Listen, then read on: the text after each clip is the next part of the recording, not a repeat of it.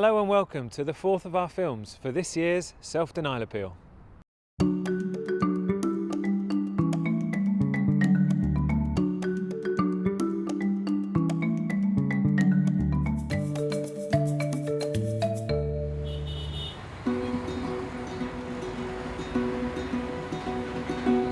This week I'll be talking to Melinda Boone in the Philippines territory. Melinda is now based at divisional headquarters, but she's worked in anti-human trafficking and modern slavery for the best part of a decade. She features in the Salvation Army's Helping Hand Appeal films from last year. While self-denial money doesn't directly support anti-human trafficking work, it does help fund some of the infrastructure that makes it possible.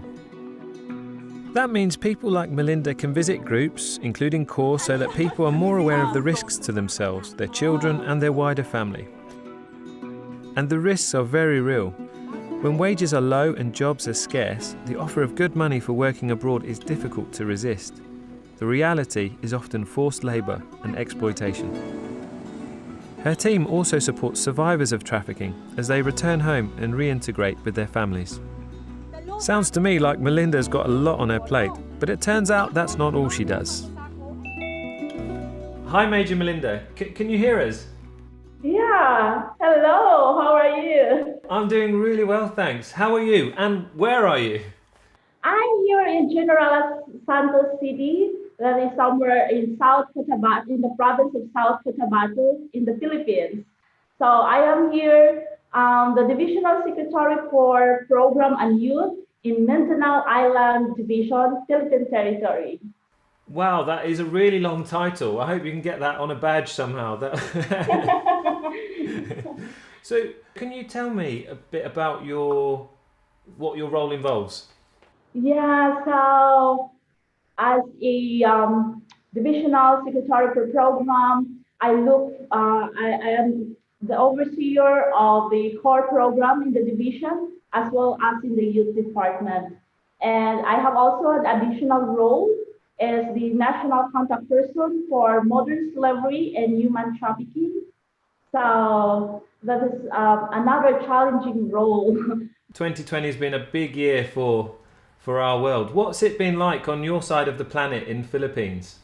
Yes, the COVID-19 pandemic really brings dramatic change in the way we used to it. Like, for example, in the core, especially here in Mindanao, because not all of our comrades have internet connections. And we only use Messenger, just for text. We don't have face-to-face worship, especially for youth activities, because 18 below are not allowed to go out in their homes. Okay. People under the age of 18 are not allowed out of their homes. Is that what you said? Yeah, below 18, they should stay at home from March until now. That is one of the government restrictions. So we have also what we call now Sunday lockdown. So nobody is allowed to go out every Sunday. So meaning to say we don't have worship on Sunday, but we rely on online house worship. But this December start now the face-to-face with 50% of the congregation can attend. Well, that's good that things might be easing. What's the impact of the coronavirus pandemic been on modern slavery and human trafficking? Yeah, our Department of Justice have recorded almost threefold cases, especially on online sexual exploitation of children. So our cases really has a dramatic rise up. So we are right now there is an ongoing online awareness campaign about online sexual exploitations to protect the family, our children. So most of their time are on internet. Yeah. So it's great to see the Philippines really spearheading the Army's response to this in your part of the world.